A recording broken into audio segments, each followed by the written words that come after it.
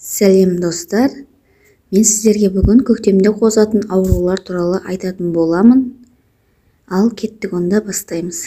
Қазіргі көктемнің көк ezek жағы. Алмағайып мерзімде адам ағзасы да әлсіреп, бойдағы түрлі аурулар қозу әбден мүмкін. Қандай вирустан сақтанған дұрыс? Не істеу керек? Алдын алу үшін барлығын білуіміз қажет. Алдымен менің каналыма тіркеліп, лайк басып кетіңіздер. Зиянды вирустар. Тұмау вирус. Биылғы қыс әдеттегідей ұзаққа созылды. Сондықтан ба тұмаудың екінші ағыны келді. Әлсіздік, жөтел, дене қызуының көтерілуі бұл аурулардың белгілері. Аталмыш вирус пневмония және басқа да бактериялар инфекцияларды туғызуымен қауіпті. Сондықтан қолды жуып тұру керек. Сұйық асты көп ішіп, дұрыс әрі уақытылы тамақтану қажет. Аденовирус. Бұл ағзада тыныс алу жолдарды және тамақ арқылы енеді. Ауырған жағдайда науқас құсып, іші өтеді. Тұмау тиіп, кейде көздің қабынуы да байқалады.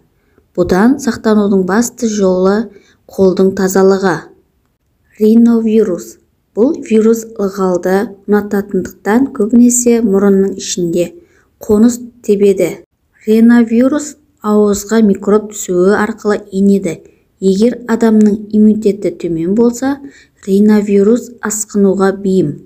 Өкінішке қарай, бұл вирусқа қарсы екпе жоқ. Сондықтан оның алдын алу тек гигиенаны сақтау болады. Қоздырғыш аллергия. Аллергиясы бар адамдарға көктем мезгілі жайсыздау келуі мүмкін. Мамандардың айтуынша, оны қоздыратын өсімдіктер тізбегі өте көп. Күйзеліс. Жыл мезгілдерінде алмасу уақытында адамдар күйзеліске жиі ұшырайды. Неге? Түннің қысқарып, күннің ұзару себебінен адамдардың биологиялық сағаттары да өзгеріске түседі. Күйзеліс себебінен адам ағзасы әлсіреп, еш нәрсеге көңіл толмай, еңбектенгісі келмейді. Жуанның жіңішкенің үзілетін уақытында сіздер көбінесе витаминді дәрі-дәрмектерді қабылдап, көкөністерді де қабылдап, өздеріңізге қарап, көңіл күйлеріңізді көтеріп жүрулеріңіз керек. Менің пайдалы кеңестерім сіздерге ұнаған болса, менің каналыма тіркеліп, лайк басып, өз ойларыңызды жазып кетіңіздер.